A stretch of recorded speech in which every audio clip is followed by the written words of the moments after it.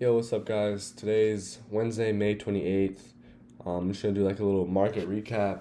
I wasn't really on the markets too much today. I think I was on at the latest till 12.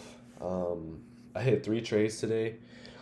I'm primarily focusing on futures, so ES and NQ, only because I'm gonna be going funded here pretty soon, probably in the next week.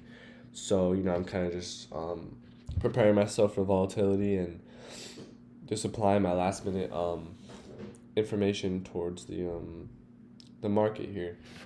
So going into the day, first trade I took was around 8. I think right at 8 actually. Um, Let me get it here. So on the 5 minute. So hold on. Going into the day, I saw both markets as going bullish because obviously we are targeting this. I believe it's 4 hour. Yeah, no, yeah, these 4 hour highs on both markets. Obviously, we ended up taking it on NQ before ES. ES never actually took it.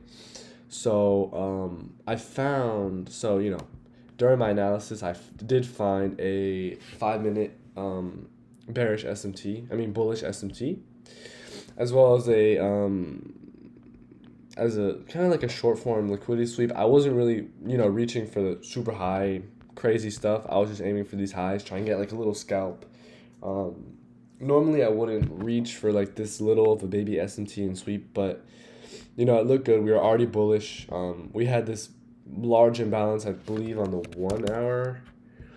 I want to say we had an imbalance on the 1 hour. We had a lot of supporting confluences, so my conviction was very high going into the day. Yeah, big old 4 hour imbalance. You could probably scale down and find more, but that's what I use as like my supporting confluence. And I mean, it did ended up spiking here. So going into the day, I found the SMT. I scaled down to the 1 minute, and on the 1 minute, I don't know why it does that.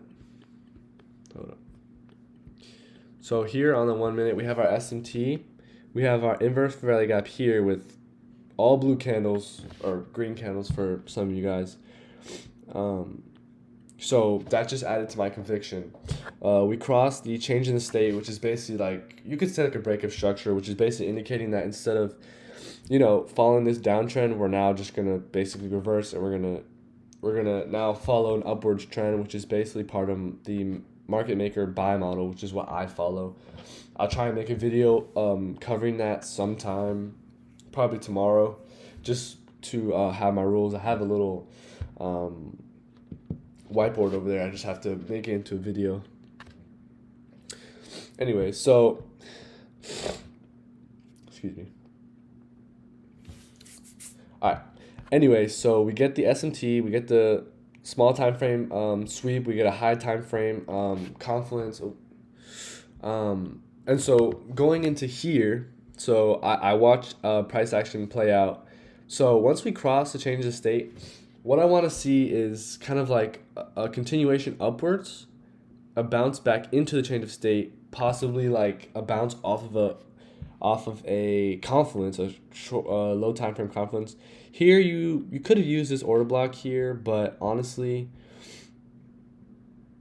you could also use this 5 minute fair value gap. These just large candles that were forming here. There's a lot of supporting confluences, so we hit this. We see the rejection off of the change of the state, and after we close here, because I don't have anything smaller than the 1 minute.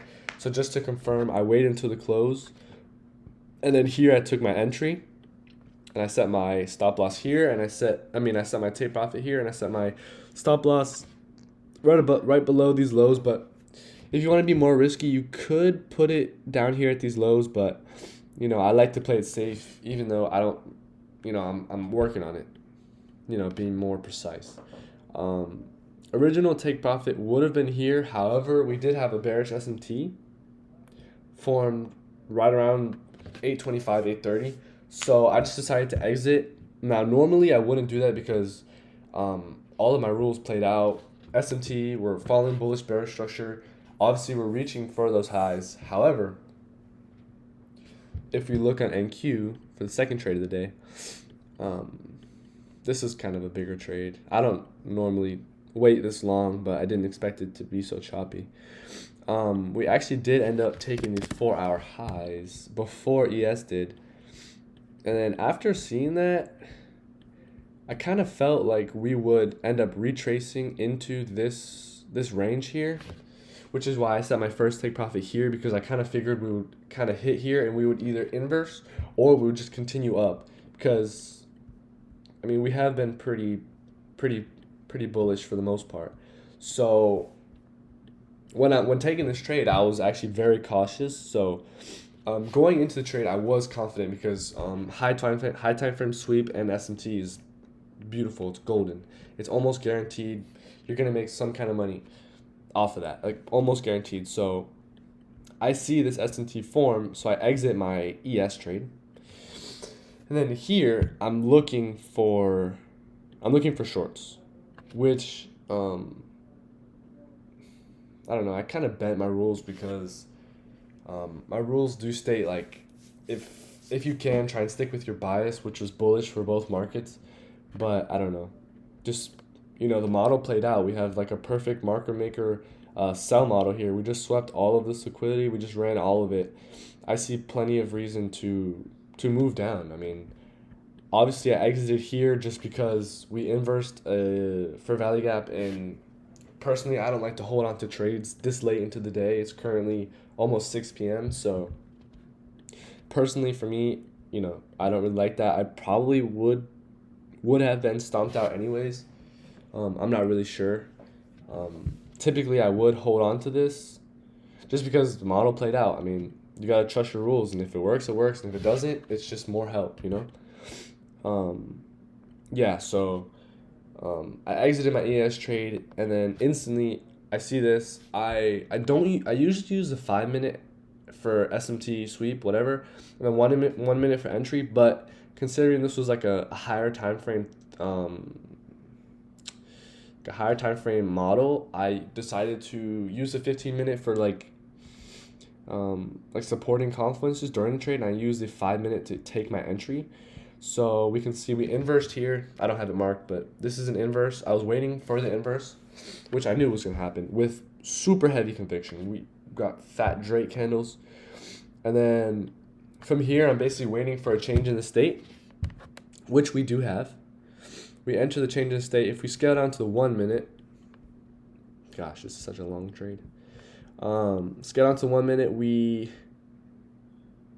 pop down into. This is an inverse value that I ended up marking out later, which I'll talk about. But we ended up dipping below the change in state. We re-enter the change in state, and right as we closed this bearish candle, I entered. Now I do want to mention that my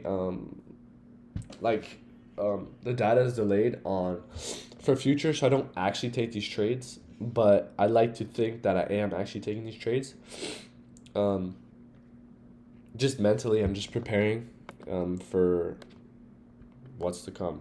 I do take real trades, obviously live trades with Forex, just because the data isn't delayed.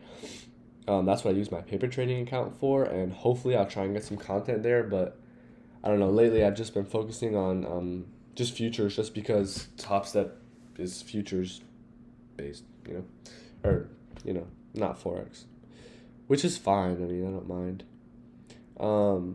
So after we take our entry, I went to the 15 minute and I set out my targets. I'm not gonna lie, this was kind of a reach. This is a pretty big move. Let's see if I can move this. This is probably about. That's a big move. That's like almost 400 pips. Yeah, almost like 400. So for me, that's I'm growing my balls here, but at the same time, there's no harm in it, because when I'm trading like this, I like to imagine myself like actively trading this, and what would I do.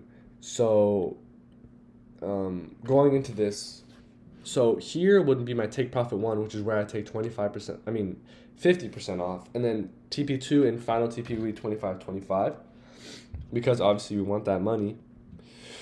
And I had the most conviction in my TP1 because we had this large imbalance. I'm pretty sure in the 1 hour. Yeah.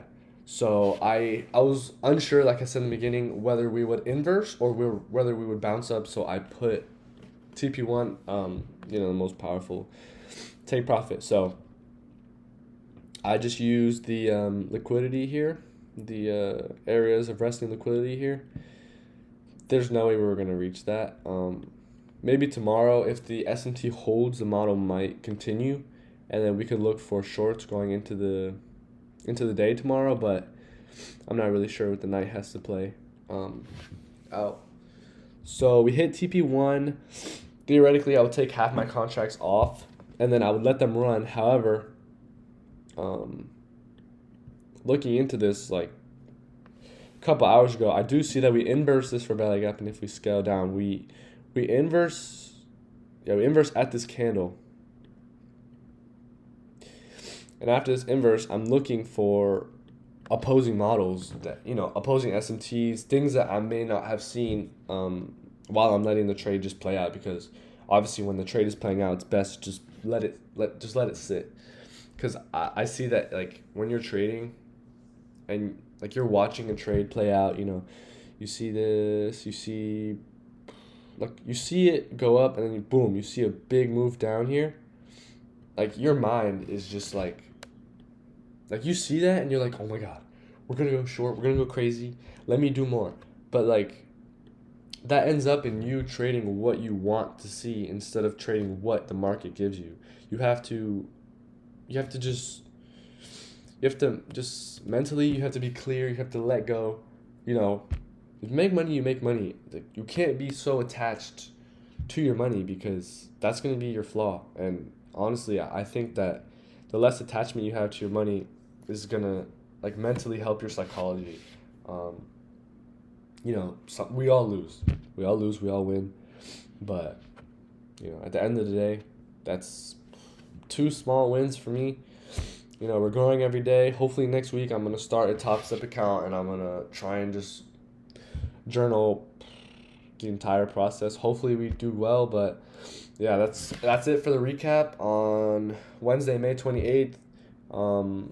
Let me know if anyone took similar trades or has any feedback. Whatever y'all got, I'm more than happy to listen. Hopefully tomorrow we got Thursday. I don't think we have any news. Should be a pretty good day for the most part.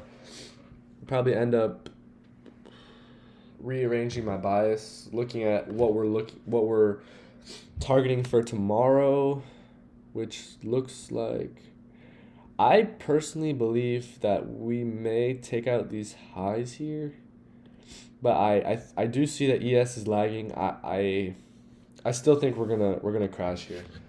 I see like a perfect market maker sell model happening here, just on a larger time frame, so it's hard to kind of predict when, but we can see we're lagging here.